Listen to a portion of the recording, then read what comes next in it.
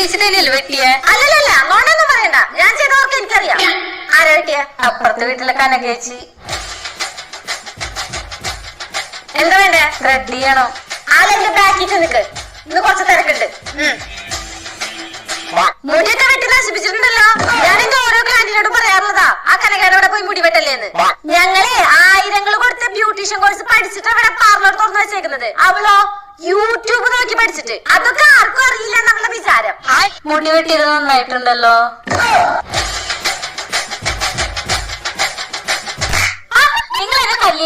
എന്താണ്? ഞാൻ കനകയുടെ അവിടെ മുടി വെട്ടിയതിന് നിങ്ങൾ പകരം വീട്ടാലേ? നിങ്ങൾ എവിടെ പോയി മുടി വെട്ടിയാലേ എനിക്ക് എന്താ?